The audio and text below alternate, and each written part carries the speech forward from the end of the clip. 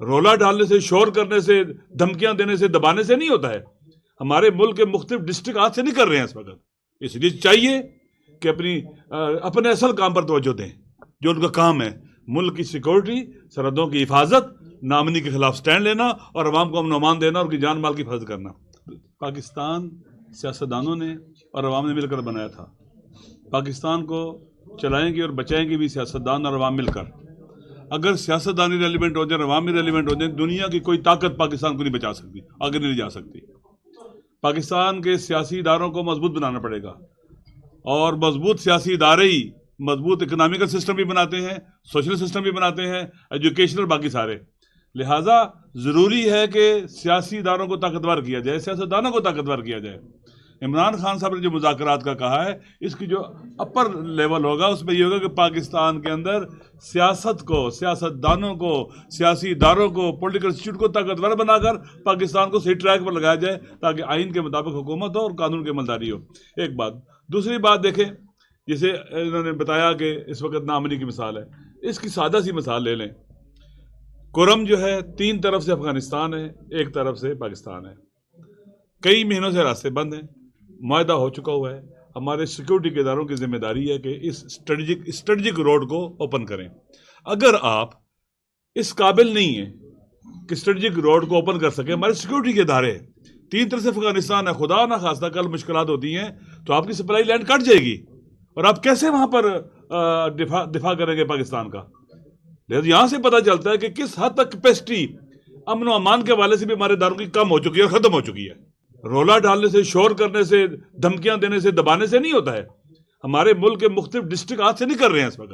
اس لیے چاہیے کہ اپنے اصل کام پر توجہ دیں جو ان کا کام ہے: ملک کی سیکورٹی، سرحدوں کی حفاظت، نامنی کے خلاف سٹینڈ لینا اور عوام کو امن و امان دینا اور ان کی جان مال کی حفاظت کرنا.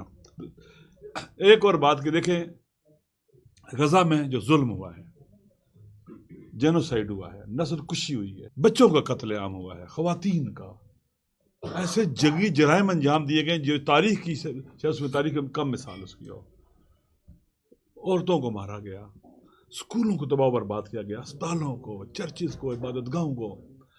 اور ہدف کیا تھا اسرائیل کا؟ ہم حماس کو ختم کریں گے اور اپنے قیدی واپس لیں گے. حماس کی لڑائی کیا ہے اسرائیل کے ساتھ؟ کہ آپ نے ہماری زمین پر قبضہ کیا ہے جو اللیجیٹیمیٹ ہے، اللیگل ہے، ہم اس کو نہیں مانتے. انہوں نے وہ ظلم کیا جس کی انتہا نہیں. لیکن آج اسرائیل ہار گیا ہے، حماس کو ختم نہیں کر سکا، اپنے قیدی نہیں چھڑوا سکا، اور قتل عام اور نسل کشی کے ذریعے، ظلم کے ذریعے وہاں کے لوگوں کے ارادے نہیں توڑ سکا، ان کے صبر کو نہیں توڑ سکا. واقعاً غزہ کے لوگوں کو ہمارا سلام ہے. انہوں نے عزت، اپنی انسانی کرامت پر کوئی کمپرومائز نہیں کیا، اپنی وطن سے محبت اور مٹی سے محبت پر کوئی کمپرومائز نہیں کیا. وہ ڈٹے رہے اور اسرائیل مجبور ہوا، اس کو کتنا ٹائم دیا گیا. اور اس کے نتیجے میں خالی اسرائیل کو یہ شکست نہیں ہوئی ہے، ویسٹرن سویلائزیشن کو بھی شکست ہوئی ہے. کس حد تک اندر سے برہنہ سویلائزیشن ہے ویسٹرن، قاتل، درندہ صفت، وحشی، بربریت کرنے والے. اب سارے یورپ اور امریکہ اس کو کیا کر رہا تھا؟ سپورٹ کرتا ہے اسرائیل کو. یہ لوگ ہیں جو اخلاقی طور پر دنیا کی نگاہوں میں مر گئے ہیں. یہ اس قابل نہیں ہیں کہ دنیا کے اوپر رول کریں، دنیا کو چلانے کے دعوے کریں، کیونکہ کوئی ہیومن رائٹس نہیں ہے ان کے یہاں، کوئی بچوں کے رائٹس نہیں ہے، کوئی خواتین کے رائٹس نہیں ہے. سب ختم ہے، سب دھوکہ ہی ہے. اور یہ بہت بڑی شکست ہے جس کے اثرات آپ دیکھیں آئندہ دہائیوں تک رہیں گے. اور یہ سویلائزیشن کی شکست فوجی شکست سے زیادہ خطرناک ہے.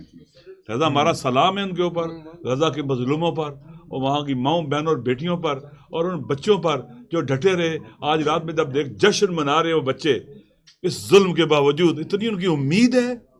ان سے سبق لینا چاہیے. ہمارے محلے میں اللہ تعالیٰ ہمیشہ مظلوموں کا حامی ہوتا ہے، شرط ہے کہ وہ ثابت قدم رہیں، اور ظالموں کو ہمیشہ شکست ہوتی ہے.